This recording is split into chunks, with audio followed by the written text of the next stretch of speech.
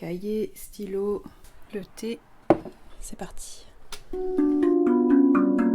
Bonjour et bienvenue dans Play, Pause, Cut, le podcast qui vous emmène en salle de montage. Je m'appelle Yasmina Jaffry et cet été, j'ai envie de vous faire découvrir ou redécouvrir des extraits de la première saison. Chaque entretien a été l'occasion de partager sur l'expérience, la technique, la méthodologie, mais aussi les rencontres, les inspirations, les doutes, les émotions et surtout la passion qui anime ces monteurs et monteuses. Dans cet extrait de l'épisode 9, Anne Laurière nous raconte comment les moments hors de la salle de montage permettent au film d'avancer, à la créativité de se déployer et à la bonne idée de surgir. Play, pause, cut. En fait, quand on arrive, il y a vraiment, on prend notre petit café, machin et tout, mais on prend le temps qu'il faut pour débriefer tous. On est parti la veille avec plein de questions, puis une journée entière et tout ça.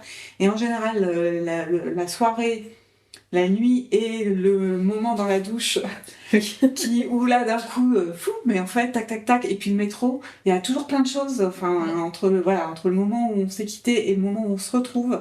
Il se passe quand même, en tout cas pour moi c'est énorme, surtout pas au tout début du film, mais au moment où on est là où on est en ce moment, par exemple de la construction, là par exemple sur le début, il y a un truc sur le début qui fonctionne pas encore et tout, et faut qu'on va trouver. Mais je sais que c'est dans ce temps-là qu'on va trouver, et du coup je trouve ça super important de se remettre tous les deux raccords en début de journée. Ou même de se raconter, mais hier ma fille, il s'est passé ça et tout, de l'évacuer, on perd peut-être 3 quarts d'heure, mais en fait, c'est pas perdu, quoi. C'est pas perdu, parce qu'après on est à fond pendant les 2 heures qui suivent, on sait exactement, et puis après on refait un point quand le midi, ou pas, ça dépend et tout, mais voilà. Donc ça, c'est vrai que c'est des moments hyper importants, le matin. Moi, je sais que le soir, oui, tu pars avec la tête très chargée. Donc, je trouve ça bien d'avoir le temps déjà dans le métro. C'est ça. Décanter dans le métro. Ouais. Après, t'as ta petite vie, tout ça. Et puis, tu redécomptes la nuit, le matin. Ouais. Et c'est vrai que tu repars dans une autre énergie le lendemain. Ouais, non, c'est exactement ce que tu dis. Et tous ces temps-là qui sont pas en salle de montage, mais qui sont...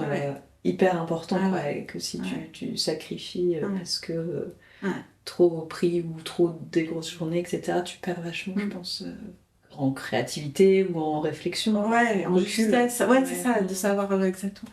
Et puis un autre truc aussi, moi, que j'ai remarqué, c'est que j'aime bien écouter le réalisateur parler de son film à quelqu'un d'autre. Et pour ça, par exemple, tiens, ce midi, on va manger avec un tel de la prod ou un tel. Ça, j'adore. Parce qu'en général, alors, vous bossez sur quoi, et là, t'as le réalisateur qui raconte son film et finalement qui répond à toutes les questions que toi, tu lui as pas posées ou que toi, tu te poses. Moi, je trouve que, en général, quand il raconte à quelqu'un d'autre ou même au téléphone et tout, je trouve qu'on peut avoir pas mal de clés pour comprendre c'est quoi le film, comment ils sont, ce qu'il n'arrive pas à exprimer, tout ça. En fait, parfois, ils le disent super bien à d'autres personnes et tout. Moi, ça m'aide vachement à comprendre. Ou même parfois, même en m'écoutant moi, en parler à quelqu'un. Je dis, par exemple, j'ai enlevé une séquence.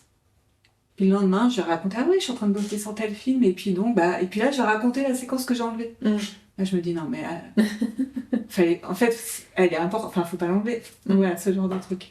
D'accord. Et c'est souvent en dehors de la salle de montage que ça se passe.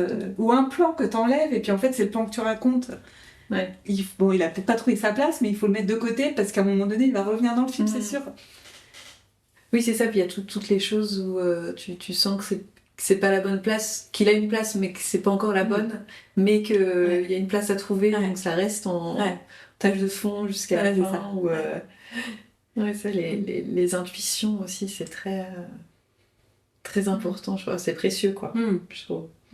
Et moi, j'ai une copine qui avait raconté qu'elle avait travaillé avec un Roger, le vieux monteur de Pardon, et qui lui avait dit, quand on commence à enlever du film le plan le plus important au tournage, un des plans les plus difficiles ou un des plans préférés du réalisateur, parce qu'il a eu du mal à le tourner et que pour lui, ça veut dire que le film a pris le pouvoir. Donc ça veut dire que c'est bon.